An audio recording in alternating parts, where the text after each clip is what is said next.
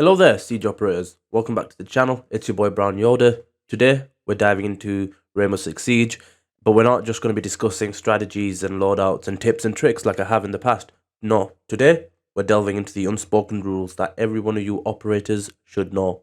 From teamwork etiquette to common courtesy, these are the guidelines that separate rookies from the seasonal pros. So grab your gear, reinforce those balls, and let's explore the unspoken rules of Rainbow Six Siege. Rule number one, guys, do not steal someone's aces or 4Ks.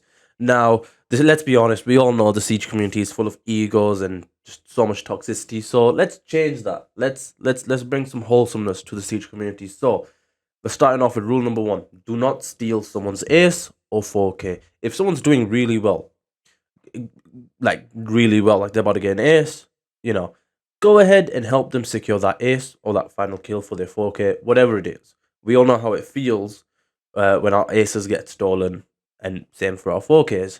So let's change that. Let's help them secure it. Come on, because at the end of the day, let's be honest, that's going to be an amazing clip for them. So let's do it. Rule number two, guys, and this is a very important one, especially when you're playing ranked. When you lose a site and you do not switch, okay? So hear me out here. Never stay on the same site with the exact same strats to try to win a round. If you stay on the same site, at least try to change the strategy that you used. The last thing you want to do is become a predictable Siege player, because that's how you lose matches. So if you lose a site, change the site for the next round, or stay on the same site but change your strategy.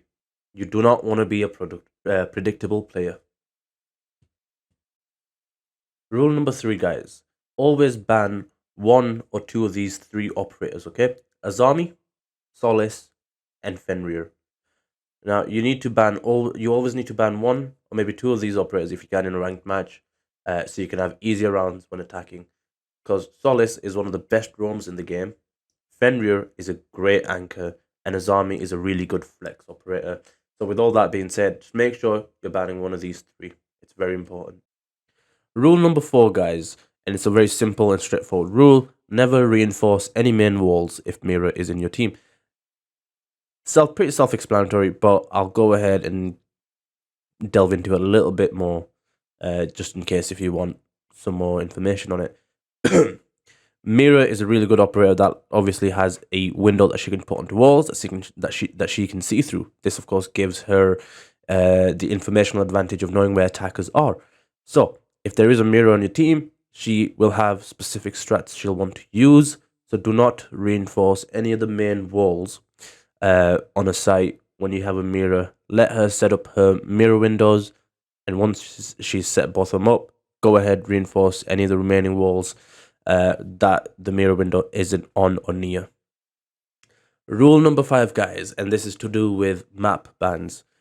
The Siege community has all agreed on what maps are good and what maps are bad. For example, Emerald Plains, bad map. Outback, bad map. Consulate, another bad map. But some like it, so that's situational. Regardless, there's a lot of other bad maps in the game, and not only has the Siege community decided and agreed on which maps are bad, which maps are good, they've also found a way to communicate this with the enemy team, so everybody can ban specific maps. So both teams aren't double voting on one map, and this is through the text chat within the game on PC. When they say, for example, WB Emerald Plains or WB Plains WB Emerald, WB means we ban. So they're basically saying we ban Plains. That will give your team the chance to vote for a different map to ban, as the enemy team has confirmed that they are banning a specific map already. Rule number six, and this is for aggressive players. For example, when you're defending and the attacking team is very aggressive, they're rushing into sight and all this stuff, and they keep doing it, to deny this and to stop them from attacking or being so aggressive, you gotta play trap operators. It's so important that you play trap operators, because usually when people are rushing, they won't look at the floor or look for traps, and they'll walk right into them. And as soon as one of them goes through the traps, it'll stop the others and make them rethink the strategies and pathways to choose, and make them look on the ground and other places. It'll slow them down, basically. And this goes the same for attack. If defenders are aggressive and they're peeking, swinging corners a lot, run claymores, nomad, gridlock, and other operators like that, and this will stop any aggressive players. Rule number 7, guys: do not barricade on or near your site. This is very bad for defending roamers, especially when they have to make it back to site. For example, it's a 1v3, Cav has to come back to site and try to secure the win. The attackers have planted the bomb and all that stuff, all that malarkey. Now they come back to site, and what do they see? A barricaded up door. They need to get through it by breaking it, and that's going to make a lot of noise. And when that happens, the attackers will know where the defender is. It will give away their position, which makes the defender winning that round very less. You know what I mean? So always use your barricades and your castle barricades as well to extend roams for your roamers. That is a very important rule, so keep that in mind for when you next play. Rule number 8, guys, and this is one of my favorite ones: give hard breachers the bomb. As a solo thermite player in ranked, please give your hard breachers the bomb. It's very important. They have utility, like smoke bombs, stun grenades, that help them plant the bomb. Do you know what I mean?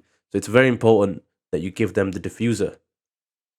In fact, Siege implemented this into the game itself. This is such an important role that they released an update where in the character selection screen, if nobody picks up the diffuser is automatically given to the hard breacher or the support character in that game.